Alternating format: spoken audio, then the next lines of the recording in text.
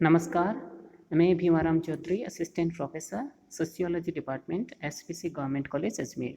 Dear students, SPC government college Ajmer के समाजशास्त्र विभाग के इस यूट्यूब चैनल में आपका स्वागत है।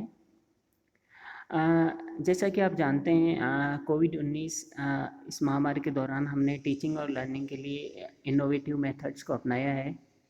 ऑनलाइन टीचिंग और लर्निंग एक नवाचार है और उसी कड़ी में यूजी और पीजी के स्टूडेंट्स के व्हाट्सएप ग्रुप बनाए गए हैं और YouTube subject wise class wise YouTube channel भी तैयार किए गए हैं जिनमें सब्जेक्ट मैटर और क्लास से संबंधित वीडियोज़ अपलोड किए जा रहे हैं। डियर स्टूडेंट, हम एमए फाइनल के पेपर 7 यानी पर्सपेक्टिव्स ऑन इंडियन सोसाइटी को पढ़ रहे हैं। आज ही हमारा पहला वीडियो है। हमारा व्हाट्सएप ग्रुप पहले से ही एक्टिव है और उसमें आपके सब्जेक्ट से रिलेटेड से रिलेटेड चीज़ें वो शेयर की जा रही हैं। आशा है आप नियमित रूप से उनका अवलोकन कर रहे हैं, उनको देख रहे हैं, पढ़ रहे हैं। हमने व्हाट्सएप ग्रुप पर सिलेबस भी शेयर किया है, आपके पेपर्स की बुक्स भी शेयर की है, एग्ज़ाम स्कीम के बारे में बताया है। आज एक ब्रीफ इंट्रोडक्शन का ये वीडियो मैं आपके साथ शेयर कर रहा हूँ। डियर स्टूडेंट, आप पीजी फाइनल के स्टूडेंट हैं। आपने यूजी में सोशियोलॉजी पढ़ा है, पीजी प्रीवियस में सोशियोलॉजी पढ़ा है। पीजी फाइनल के पेपर्स को पढ़ने के लिए हमें यूजी और पीजी प्रीवियस को अच्छी तरह पढ़ना बहुत ज़रूरी होता है। ये ठीक उसी तरह होता है जिस तरह किसी बिल्डिंग को बनाने के लिए हमें मजबूत नींव तैयार करनी होती है, उसी के बाद उसके ऊपर बड़ी बिल्डिंग खड़ी की जा सकती है, बहुत सारी मंजिलें बनाई जा सकती हैं। नींव मजबूत होना ज़रूरी है। समाजशास्त्र सहित सामाजिक विज्ञानों के जो भी विषय हैं उनमें यूजी लेवल पर अच्छा अध्ययन इसलिए ज़रूरी होता है कि वहाँ आपको बेसिक कॉन्सेप्ट और थ्योरीज़ की जानकारी मिलती है। वह सब्जेक्ट क्या है, उसका उद्विकास कैसे हुआ, उसको क्यों पढ़ा जा रहा है, उसकी मूलभूत बातें क्या है, उसकी अवधारणाएँ क्या है, बेसिक कॉन्सेप्ट क्या हैं, बेसिक थ्योरीज़ क्या है, सामाजिक घटनाओं का विश्लेषण का उसका अपना पर्सपेक्टिव क्या है, वह कौन सी पद्धति अपनाता है, उसकी क्या सीमाएं हैं, ये सब हम यूजी में पढ़ते हैं। और पीजी प्रीवियस में भी इस यूजी लेवल से कुछ ऊपर की एडवांस थ्योरीज़ को, एडवांस चीज़ों को हम पढ़ते हैं, जहाँ उस सब्जेक्ट से संबंधित काफ़ी गहरी चीज़ों को पढ़ा जाता है, समझा जाता है और उसके आधार पर हम इस विषय का ज्ञान प्राप्त करते हैं और समाज से संबंधित जो सिद्धांत हैं उनकी गहन व्याख्या और गहन बोध प्राप्त करने का प्रयास करते हैं। डियर स्टूडेंट्स, एमए फाइनल का ये जो 7वां पेपर है, पर्सपेक्टिव्स ऑन इंडियन सोसाइटी, ये बेसिकली इंडियन सोसाइटी के अध्ययन के जो पर्सपेक्टिव है, दृष्टिकोण है, उनका थ्योरेटिकल एनालिसिस है, उनका अध्ययन है। इस पे आपके एमए फाइनल में 5 पेपर हैं। सिलेबस हमने आपके साथ शेयर किया ही है।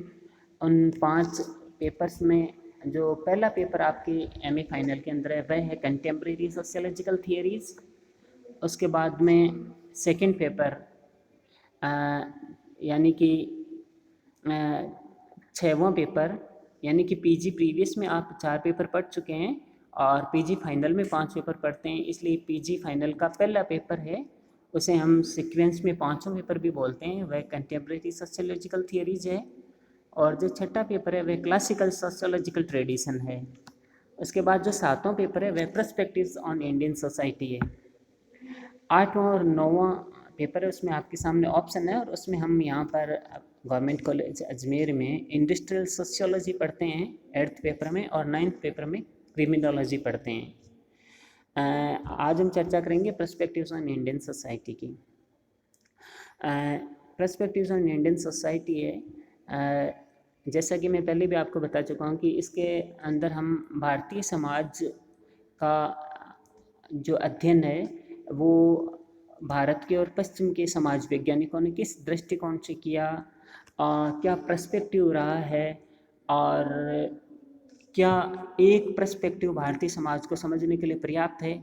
यदि पर्याप्त नहीं है तो वो कौन कौन से पर्सपेक्टिव है जिनके दृष्टिकोण से जिनके नज़रिए से भारतीय समाज को समझा गया है, इसकी वैज्ञानिक व्याख्या की गई है और इसके वास्तविक स्वरूप को विद्वान जनों के सामने, समाज वैज्ञानिकों के सामने, समाजशास्त्र के विद्यार्थियों के सामने रखने का प्रयास किया गया है। डियर स्टूडेंट्स, आपके सिलेबस को 3 यूनिट में बांटा गया है। पहली यूनिट है उसमें development of sociology in India और इंडोलॉजिकल और टेक्सचुअल पर्सपेक्टिव, जिसमें जीएस घुरिये और ल्यूई ड्यूमो को पढ़ेंगे। और इसी यूनिट के अंदर स्ट्रक्चरल फंक्शनलिज्म है, संरचनात्मक प्रकार्यवाद, जिसमें हम एम.एन. श्रीनिवास और एस.सी. दुबे इनके विचारों को जानने का प्रयास करेंगे। इन्होंने भारतीय समाज का अध्ययन संरचनात्मक प्रकार्यवाद के दृष्टिकोण से किया है। उसके बाद में इसी यूनिट में मार्क्सवादी परिप्रेक्ष्य से है, जिसका उपयोग डीपी मुखर्जी, ए.आर. देसाई और आर.के. मुखर्जी ने भारतीय समाज को समझने के लिए किया है। और जो सेकेंड यूनिट है उसमें synthesis of textual and field view, यानी ग्रंथीय और क्षेत्रीय दृष्टिकोण का संश्लेषण। इसमें इराक्ती कर्वे और ए.एम. शाह के विचारों को जानने का प्रयास किया जाएगा। फिर सिविलाइजेशनल व्यू है, सभ्यतावादी दृष्टिकोण है, जिसमें एन.के. बोस और सुरजीत सिन्हा हैं, उन्होंने इस पर अध्ययन किया है। उसके बाद में अधीनस्थवादी परिप्रेक्ष्य है, जिसमें डॉक्टर बी.आर. अम्बेडकर और डेविड हार्डीमैन प्रमुख समाज वैज्ञानिक रहे हैं, अपना दृष्टिकोण प्रस्तुत किया है। और अंतिम और तीसरी यूनिट है उसमें समकालीन वाद विवाद है, जिसमें कंटेक्चुअलाइजेशन यानी संदर्भीकरण, इंडिजनाइजेशन यानी समाजशास्त्र का भारतीयकरण, the use of native categories in the analysis of Indian society, भारतीय समाज के विश्लेषण में स्वदेशी श्रेणियों का प्रयोग और भारत में समाजशास्त्र, इन सब चीज़ों का अध्ययन हम करेंगे। ये सिलेबस के मुख्य टॉपिक्स हैं जिनको हमें इस पेपर यानी कि 7वें पेपर में पर्सपेक्टिव ऑन इंडियन सोसाइटी में हमें पढ़ना है। ये पेपर आपको भारतीय समाज के बारे में एक समग्र दृष्टिकोण देगा।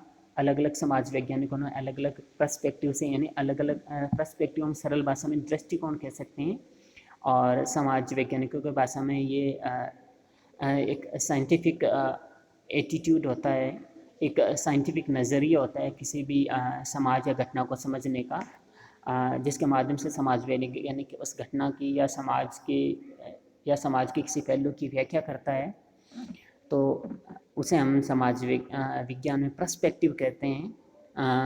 हिंदी में परिप्रेक्ष्य शब्द इसके लिए प्रयुक्त किया जाता है। तो भारतीय समाज के समग्र अध्ययन के जो विभिन्न परिप्रेक्ष्य हैं, जिनका प्रयोग विभिन्न समाज वैज्ञानिकों ने किया है, जिसमें भारत और पश्चिम दोनों के समाज वैज्ञानिक समाजशास्त्री शामिल हैं, उनका अध्ययन इस पेपर में हम करने जा रहे हैं। ये सिलेबस का ब्रीफ इंट्रोडक्शन मैंने आपके सामने प्रस्तुत किया है। जहाँ तक बात एग्ज़ाम स्कीम की है, तो ये हम व्हाट्सएप ग्रुप पर आपके सामने पहले भी शेयर कर चुके हैं, एक बार फिर मैं रिपीट कर देता हूँ। देखिए, आपके लिए यूजी में भी और पीजी में भी 100 मार्क्स निर्धारित हैं पेपर के लिए, और 3 घंटे का समय निर्धारित है। और क्वेश्चन पेपर को आपको 3 भागों में बांटा गया है, पार्ट ए, पार्ट बी और पार्ट सी। भाग ए, भाग बी और भाग सी। भाग ए है, उसमें आपको 10 प्रश्न करने हैं जो अनिवार्य हैं, और प्रत्येक प्रश्न के लिए 2 अंक निर्धारित हैं, और उसके लिए 20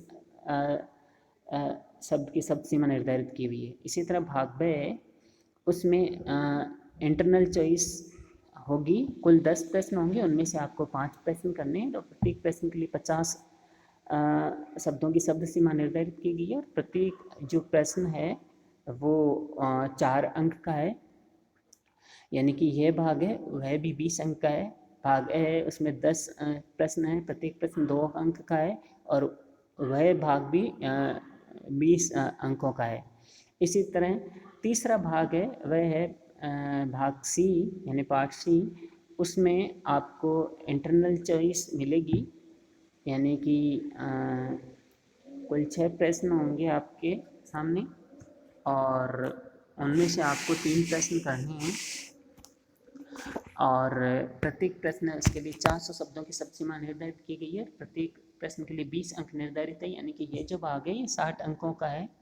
इस तरह 20 भाग ए 20 अंक, भाग बे 20 अंक, भाग से 60 अंक, कुल 100 अंक आपके पेपर के लिए निर्धारित है।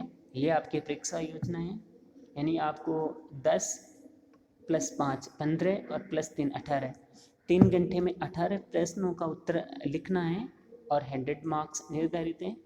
डियर स्टूडेंट्स, मैं यूजी में भी ये बात दोहराता रहा हूँ और अभी आपके सामने भी ये बात दोहरा रहा हूँ कि परीक्षा में उत्तर लिखना भी एक कला है और वो हमें आनी चाहिए।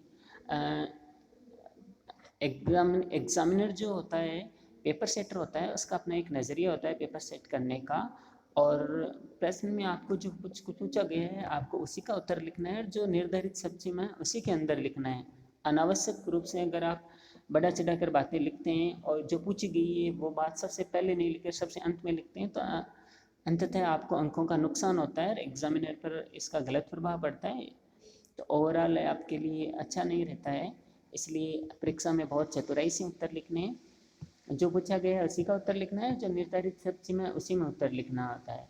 और आपको कोई प्रश्न नहीं आ रहा है तो भी जो निर्धारित सब्जी में उसी में ही जैसा आ रहा है आपको वह उत्तर लिखना है और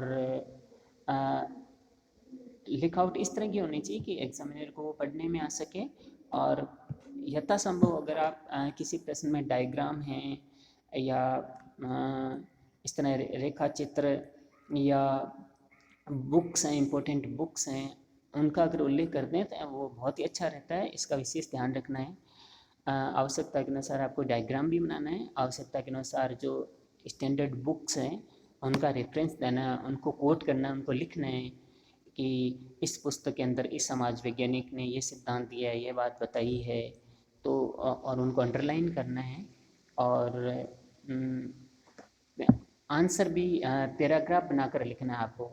जैसे उदाहरण के लिए 3 लाइन लिखी, फिर 1 लाइन छोड़ी, फिर 4 लाइन लिखी, फिर 1 लाइन छोड़ी, फिर 3 लाइन लिखी, 4 लाइन लिखी, 1 लाइन छोड़ी, यानी कि कंटिन्यूस उत्तर नहीं लिखना है कि कहीं पर भी खाली जगह नहीं दिख रही है। बिल्कुल आंसर की फ्रेमिंग इस तरह होनी चाहिए कि प्रथम दृष्टया उत्तर है वह अच्छा प्रतीत हो, बहुत व्यवस्थित तरीके से स्टूडेंट ने उत्तर लिखा है। इससे स्टूडेंट के लेवल का पता चलता है कि उसने गहन अध्ययन किया है, उसका अंडरस्टैंडिंग अच्छी है और उसे सही तरीके से उत्तर को प्रेजेंट करना आता है। जानना ही पर्याप्त नहीं होता है, उत्तर को, अपनी बात को सही तरीके से प्रस्तुत करना भी आना चाहिए। इसके लिए डायग्राम बनाना भी ज़रूरी है। तो इन चीज़ों का आपको ध्यान रखना है। ये आपकी परीक्षा योजना है। जहाँ तक बात प्रीवियस ईयर्स के पेपर्स की हैं तो वो व्हाट्सएप ग्रुप पर आपके साथ शेयर किए जा चुके हैं। 2018 का पेपर, 2019 का पेपर और जहाँ तक मेरी जानकारी है 2017 का पेपर भी व्हाट्सएप ग्रुप पर आपके साथ शेयर किया गया है। आपको अपने व्हाट्सएप ग्रुप पर अपने काम की चीज़ है उनको बिल्कुल पढ़ना है और वो काम की चीज़ ही आपके साथ शेयर की जा रही हैं तो उनको देखना है। ऐसा नहीं है कि व्हाट्सएप ग्रुप पर हम चीज़ें शेयर कर रहे हैं, पोस्ट कर रहे हैं और आप उन पर ध्यान ही नहीं दे रहे हैं। इससे अंततः आपको लॉस ही होना है, नुकसान ही होना है। पेपर्स हैं जो पिछले सालों के उनको अच्छी तरह देखिए, आप समझिए कि किस तरह के प्रश्न पूछे जा रहे हैं और एग्जामिनर का यानी पेपर सेटर का क्या नज़रिया है और आपको उसके अंदर क्या लिखना है। अगर हो सके, संभव हो सके तो आप प्रैक्टिस भी कीजिए उत्तर लिखने की। अक्सर ये गलती कॉलेज में भी करते हैं और कम्पिटिटिव एग्ज़ाम्स में भी स्टूडेंट करते हैं। पढ़ते बहुत हैं, अच्छी तरह समझते हैं, बोल कर बता भी सकते हैं, लेकिन परीक्षा में वो उतना अच्छे तरीके से उत्तर नहीं लिख पाते। इसका कारण है कि हमारा अभ्यास छूट जाता है। अभ्यास हर जगह ज़रूरी है, अभ्यास जीवन का सार है। अगर आपको अपने करियर में, यानी कि यह पढ़ाई का सार है, अगर करियर में अपने जीवन में अगर आगे बढ़ना है तो आपको निरंतर प्रैक्टिस करनी है। तो लिखना भी एक कला है और ये प्रैक्टिस से लिखने का जो कौशल है वह निखरता है। अभिव्यक्ति क्षमता, संप्रेषण कौशल, ये सॉफ्ट स्किल्स हैं और कंटिन्यूस प्रैक्टिस से और यूज से इनमें निखार आता है, वह आपको लाना है। और सबसे लास्ट पॉइंट है बुक्स का। तो व्हाट्सएप ग्रुप पर मैं आपके साथ पहले भी शेयर कर चुका हूँ। बीके नागला की पुस्तक है, बहुत ही अच्छी पुस्तक है, भारतीय समाजशास्त्री चिंतन, इंडियन सोशियोलॉजिकल थॉट। खुशी की बात यह है कि ये पुस्तक हिंदी और इंग्लिश दोनों में उपलब्ध है। पीजी में बहुत सारे स्टूडेंट इंग्लिश मीडियम के भी हैं, उनको थोड़ी सी कठिनाई हो सकती है, लेकिन ज़्यादातर स्टूडेंट्स हिंदी मीडियम के हैं। इस कारण ये वीडियोस भी हिंदी मीडियम में ही शेयर किए जा रहे हैं। लेकिन इंग्लिश मीडियम के स्टूडेंट्स को निराश होने की ज़रूरत नहीं है, उनको किसी तरह की कोई परेशानी नहीं होने दी जाएगी। इंग्लिश मीडियम के स्टूडेंट्स हैं उन बेसिकली ये जो बीके नागला की पुस्तक है भारतीय समाजशास्त्री चिंतन, जो इस 7वें paper perspectives on Indian society के बिल्कुल परफेक्ट पुस्तक है। इसके अलावा और भी बुक्स हैं, लेकिन बहुत सारी बुक्स में जाने से पहले हमें एक बेसिक पुस्तक को पढ़ना है, और वह बेसिक पुस्तक है जो पीजी के लिए एक बार पर्याप्त है। ज़्यादा पुस्तकों में उलझने की आवश्यकता नहीं है। हाँ, अगर आपके पास समय है तो आप दूसरी पुस्तकें हैं उनको भी पढ़ सकते हैं। उससे निश्चित रूप से आपके ज्ञान में संवर्धन होगा, आपकी अंडरस्टैंडिंग और ब्रॉड होगी और डेप्थ होगी। हाल फिलहाल पीजी फाइनल के इस पेपर के लिए भारतीय समाजशास्त्री चिंतन जो बीके नागला की है, जो मैंने व्हाट्सएप पर आपके साथ शेयर किया है, वह पर्याप्त है और बहुत ही अच्छी पुस्तक है। और ये इंग्लिश मीडियम में भी अवेलेबल है। बेसिकली ये इंग्लिश मीडियम में लिखी गई थी, हिंदी मीडियम में बाद में इसका अनुवाद किया गया है। तो ये पुस्तक बहुत अच्छी है। तो डियर स्टूडेंट्स, ये एक ब्रीफ इंट्रोडक्टरी वीडियो मैं आपके साथ शेयर करने का प्रयास किया है इस 7वें पेपर पर्सपेक्टिव्स और इंडियन सोसाइटी, और कुछ सार रूप में कुछ मोटी मोटी बातें मैंने आपको बताने का प्रयास किया है, जिससे कि आने वाले समय में हम यूनिट वाइज जो भी टॉपिक लेंगे उनको थोड़ा बेहतर ढंग से समझ सकें, और उससे संबंधित कोई प्रश्न जिज्ञासाएं हैं तो उनको भी आप उचित प्लेटफॉर्म पर हमारे साथ शेयर कर सकते हैं, उनको भी हम समाधान करेंगे। आगे जो भी वीडियो हम टॉपिक वाइज शेयर करेंगे उनको बेहतर ढंग से समझने के लिए एक इंट्रोडक्टरी वीडियो ज़रूरी था, इसलिए मैंने ये एक इंट्रोडक्टरी वीडियो आपके लिए बनाया है और आपके ग्रुप में ये शेयर किया जा रहा है। आप इसे ध्यान से सुनें और जो मैंने बातें बताई हैं उनका ध्यान रखें। Okay, thank you.